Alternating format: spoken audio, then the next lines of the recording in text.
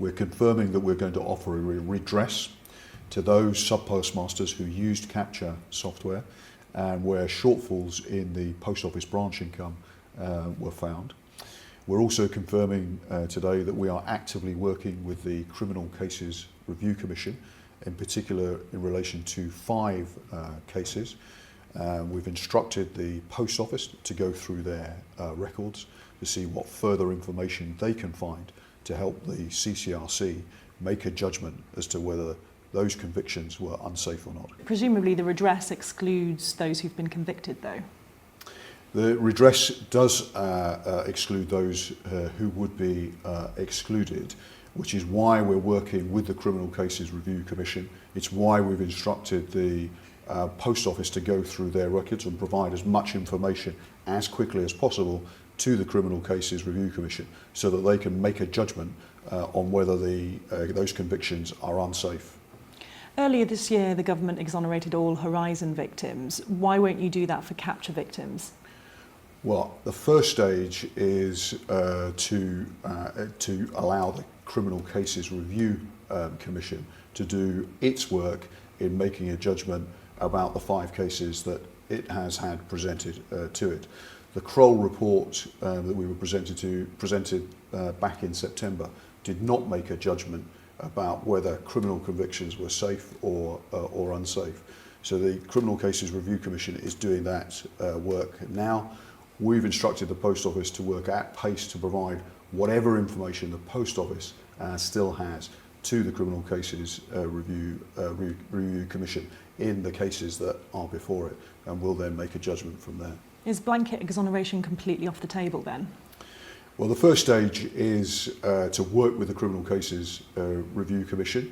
It's the reason why we've asked the Post Office to go through all its records to try and help us understand, firstly, how many people were affected in total by using capture software, how many people saw problems in their branch income, and also to try and understand how many people were then convicted.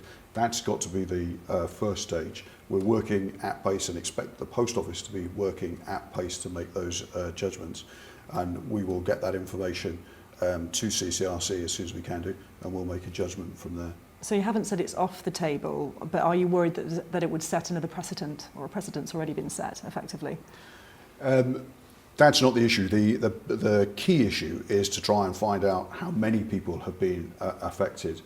Unlike the Horizon scandal, where Horizon was installed across the Post Office branch network, capture was only being used by some parts of the network.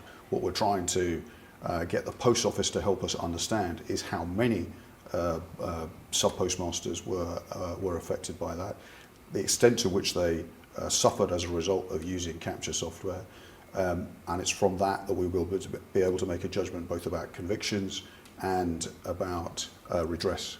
Just yesterday the inquiry announced another death of a sub-postmaster. How many capture victims might not ever see themselves exonerated despite potentially being the victims of miscarriages of justice because the government at the moment refuses to extend blanket exoneration to them? Well, too many sub-postmasters have suffered both through the Horizon scandal and through the capture software issues as well.